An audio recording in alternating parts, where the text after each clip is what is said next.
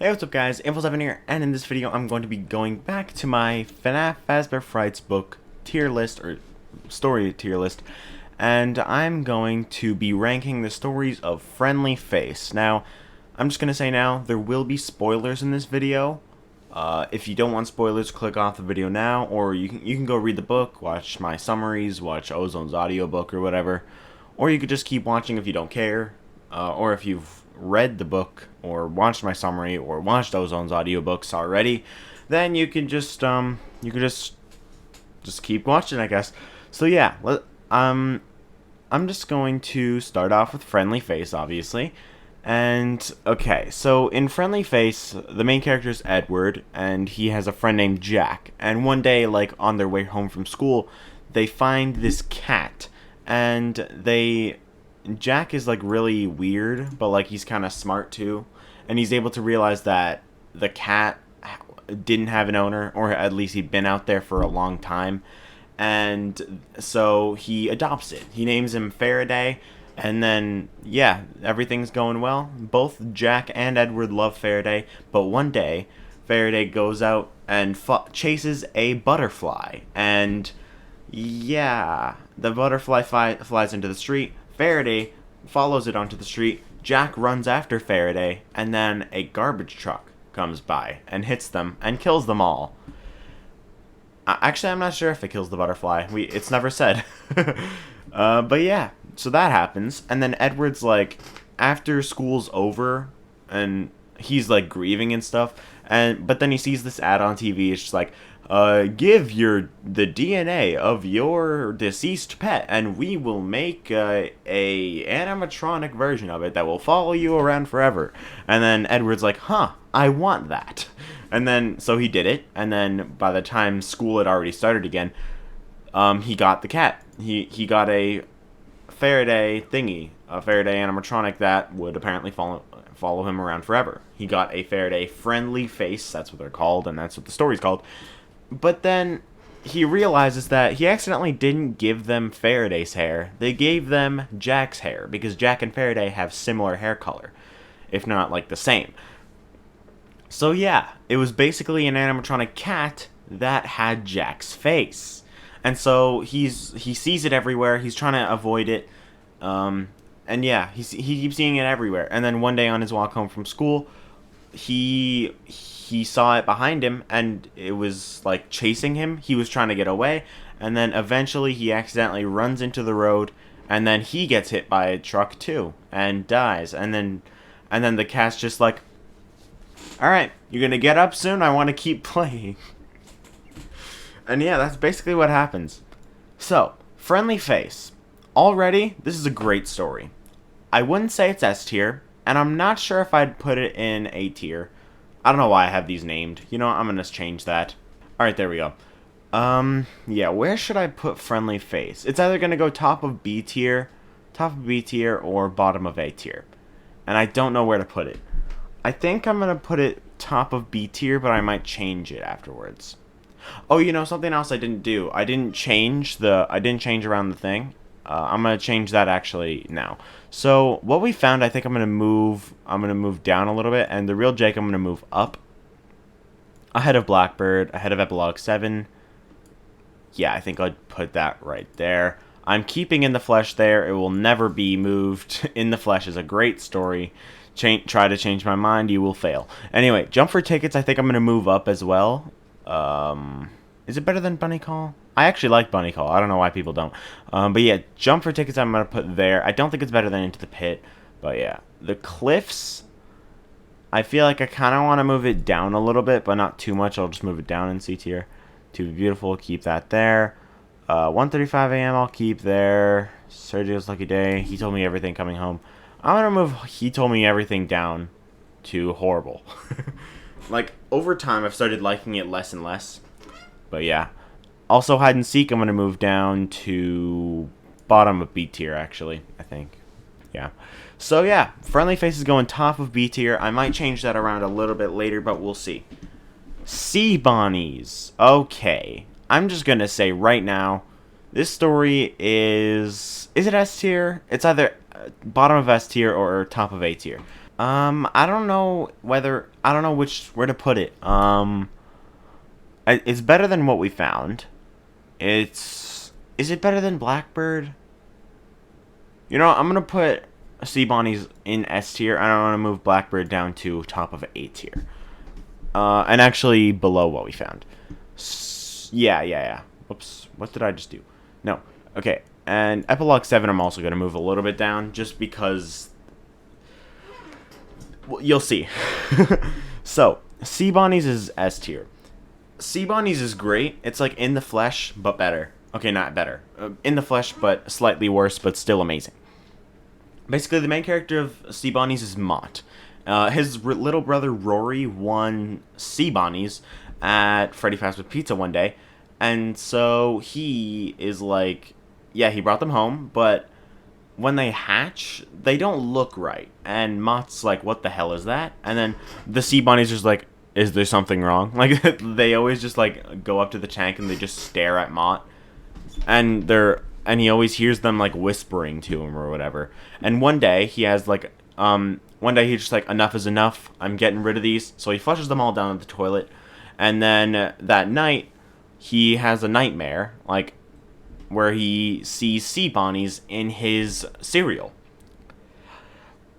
And yeah, he like screams. He wakes up. He has to go pee, or he doesn't have to go pee. He just goes to the washroom, and he drinks a glass of water. But when he drinks the water, he feels something else inside his throat going down. And then he starts getting sick. He stays home for the next few days, and he goes to the doctor. And they see that there's abnormalities inside him. And then he's just like, oh crap, there's Sea Bonnies inside me. And they're like replicating themselves, right? So one day he's starting to feel a lot worse. He jumps out his window. He needs to get to the doctor.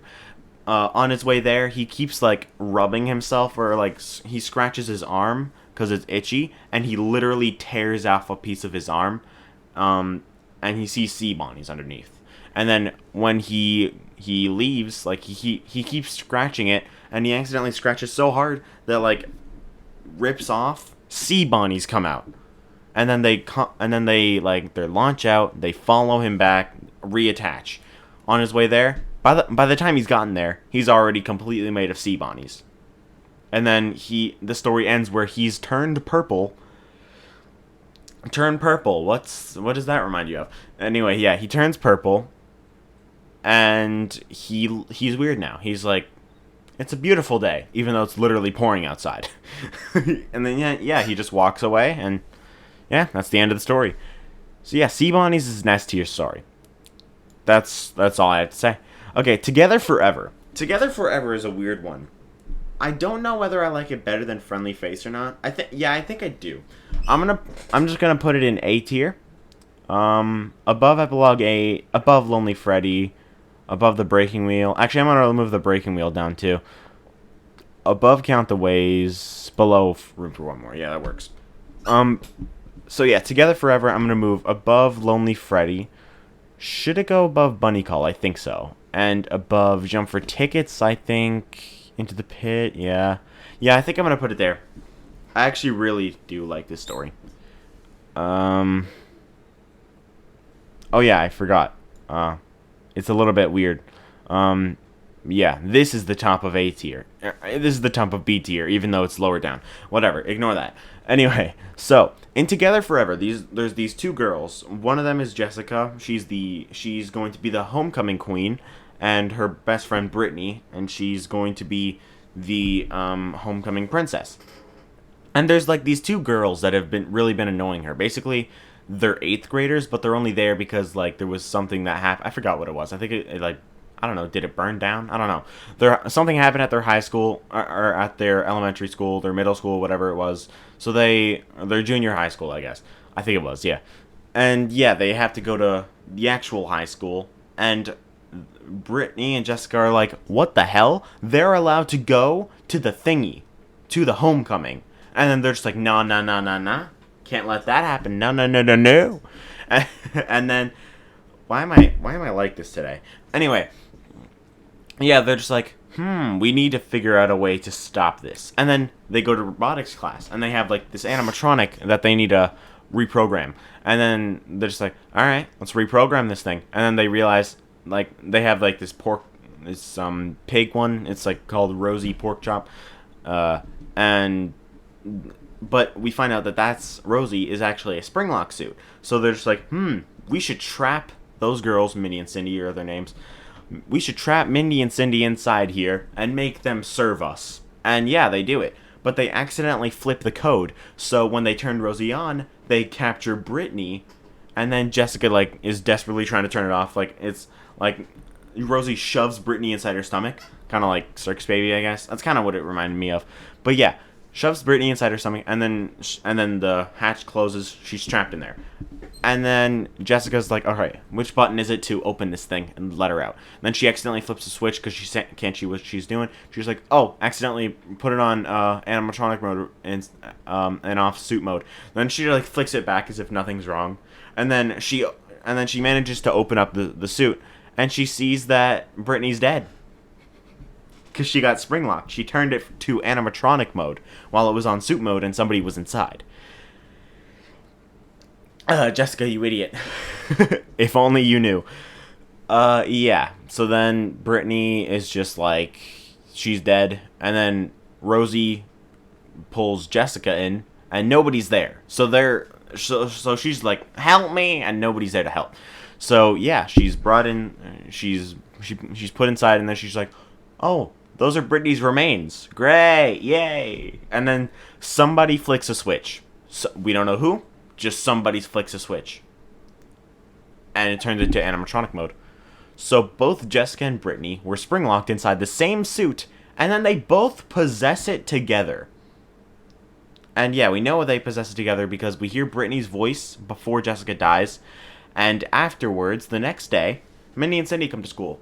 And Rosie's like, I am your servant. What would you like me to do, you queens? And then, like, yeah. But, like, it's speaking in Jessica's voice. So they're possessing it together, which also debunks the multi-possession argument for Golden Duo. And even if it didn't, well, Golden Duo can still work, even with those laws that never existed in the first place. Whatever, that's not the point. Anyway, so, yeah, they both got springlocked. They both possesses the suit together, and Brittany and Cindy are... No, what? Mindy and Cindy have a servant now. Yay. And yeah, I actually like the story. Shadow Libra, he told me he didn't like the story, found it boring, but I actually liked it. It was a little bit slow. Like, there was a lot of filler in it, but I read it really fast. I mean, it felt like I was reading it fast, and I think that's mostly because there was a lot of filler in it, and I didn't really include that in my summary part. And yeah, so writing the summary as I'm going along, that's kind of what makes it take so long to read. But since there's a lot of filler in this story, it was a lot easier. It felt like I was reading it faster, and I think I was. But yeah, story, it was good in my opinion. It did take a little while to start. Like, over halfway through is when they actually start working on the thing, and it's only like 20 pages before the end when Rosie actually starts going bad or whatever. At least I think it is. It's something like that. I don't know. But it's not too far from the end when Rosie starts actually acting bad. Actually acting rude. Epilogue 10. You know, remember when I lowered Epilogue 7? That was because it was no match for Epilogue 10. At all. Like, seriously, not at all. This epilogue was the best epilogue. And not only was it the best epilogue, but yeah, it's going in S tier.